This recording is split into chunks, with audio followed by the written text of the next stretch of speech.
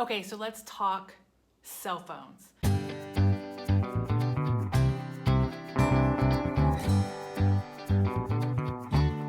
I had a Verizon account in the US for myself and for my son. We paid about $150 a month for unlimited everything, yada yada.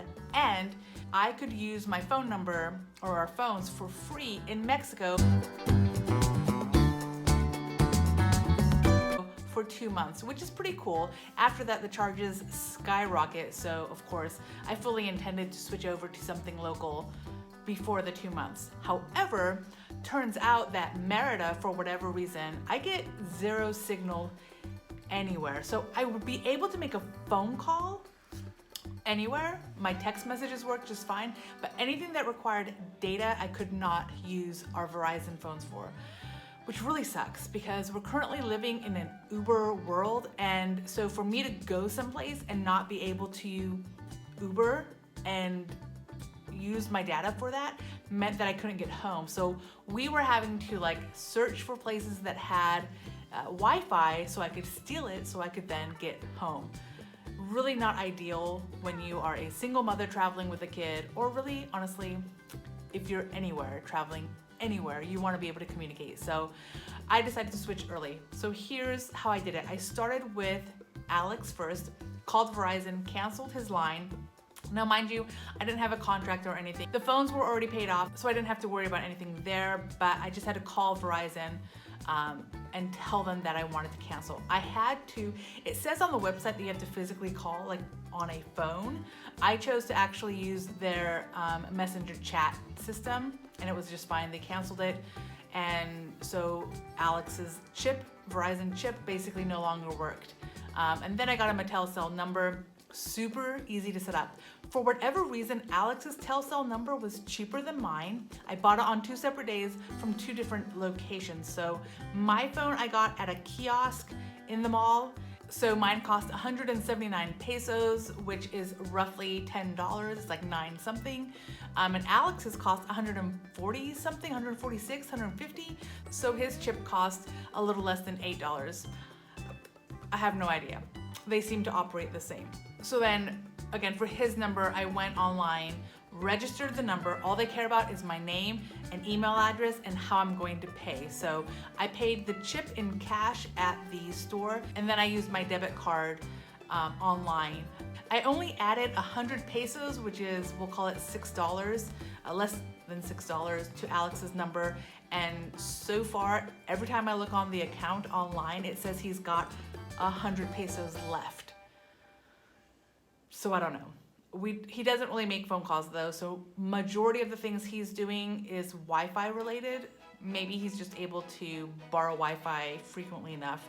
Of course, at home, we don't use the data on our phones because we have Wi-Fi. So maybe that's why Alex is saving. But either way, it's been, I think, a week, and I've seen zero movement on his account at all. For myself, for my number, I'm hearing that $10 a month is the norm that most people seem to be paying. So it's basically a prepaid phone, and you just add money whenever it runs out. And again, I'm just told $10, 10 US dollars, 200 pesos will last me about a month.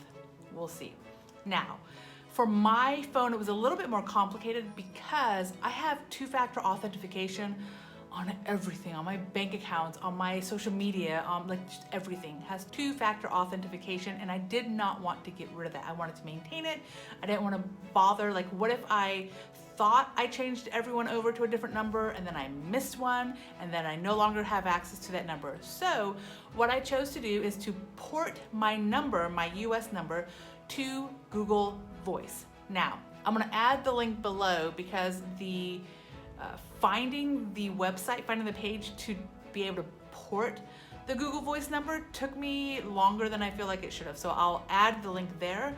But if you don't have a number, but for whatever reason you want a US number for Google Voice, they'll give you one for free. But I chose to keep my current number and port it to Google Voice, and that cost $20. Took about, I think, a day for that porting process. A day, it says 3 to 5 business days, I believe. But it took a little over a day, I think, for mine to port over. Things you should know before you port it over is that You want to make sure you don't have like a contract or anything weird with Verizon. You also want to make sure that your phone is paid off, because what happens when you port that number is basically Google Voice tells Verizon or whoever your carrier is that they're taking over the contract. They're taking it all. So you will get to, or you will have to deal with your contract, if you have one, suddenly ending. So if there's an early termination fee, you might have to pay that pretty quickly. And of course, if you owe money on the phone, you also will have to pay that immediately. So just keep that in mind, make sure that part's good. I did not have a contract again, and my phone was paid off, so I didn't have to worry about anything happening in terms of early. So, but Google Voice, again, within a little over a day, I got an email letting me know, hey, we're good. And then I have a choice. I can, and I guess the normal use is for Google Voice to then take that number and whatever calls or text messages it receives to forward it to your current number. Unfortunately, or fortunately, it didn't really matter to me, it will not forward to a Mexican number. It will only forward to a US number. But that doesn't really bother me because I don't expect anybody to call me on that number. I really just need it for that two-factor authentication. So there is an app, a Google Voice app that I've added to my phone for free. And so if I get a message, text message, I've already tested this out. It's smooth, it's flawless, I love it. Then I'll just get a note on the Google Voice app letting me know that I've got a message. I open it up, I see whatever code or whatnot that got sent to me, and I'm able to, to have that information and do what I've got to do. So I did not actually connect my number with any other number. It's just sitting in Google Voice, and I've got access to it via the Google Voice app. I hope that makes sense. So Google Voice cost me a one-time fee of $20 because I ported my number. If you want just any number, you don't care about what number you're getting, then it'll be free for you. And to use Google Voice is essentially free. There are some caveats, but again, I'm not going to be using it to make a phone call. I'm just using it for the text messages. So text messages use my data on my phone. So whether I'm using Wi-Fi or I'm using the data on my phone, that's how I'm paying for it.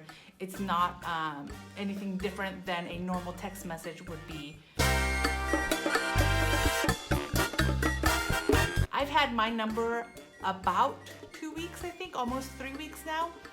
And I have seen movement. I put 200 pesos, which is approximately a little over $10. And I've seen, I think it's at 196 pesos right now. So I don't know. I do know that the 200 pesos I put in, I have to use it within 2 months. If I don't use it within 2 months, it'll disappear. So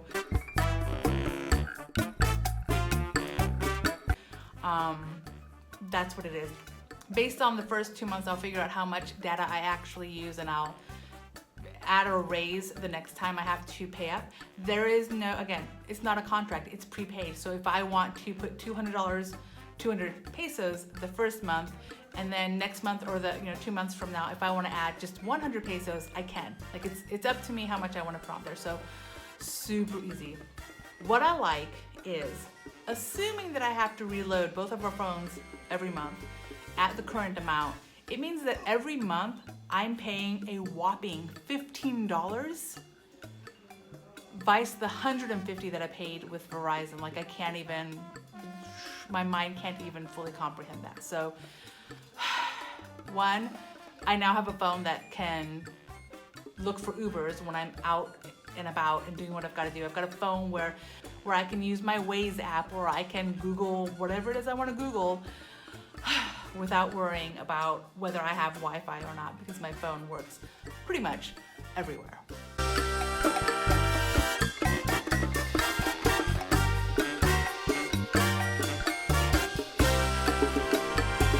So this is my SIM card. Comes in a little thing like this, and then you get a card very similar. I've switched out cards before in the US, so it should work out very similar.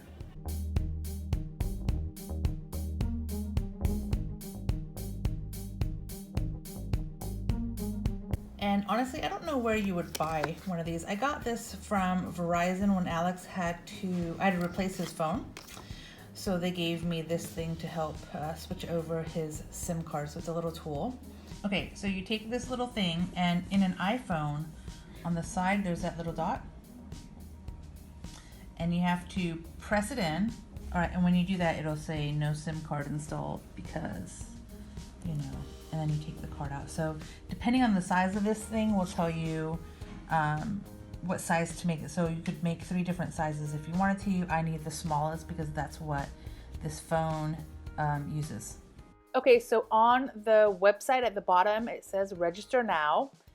So when I clicked that after I entered my phone number, I basically got a text message that, you know, gave me a code and then put the code in, and I was able to register pretty easily. Okay, so it let me start. I just have to reload it, I guess. I don't know. So let's see what happens.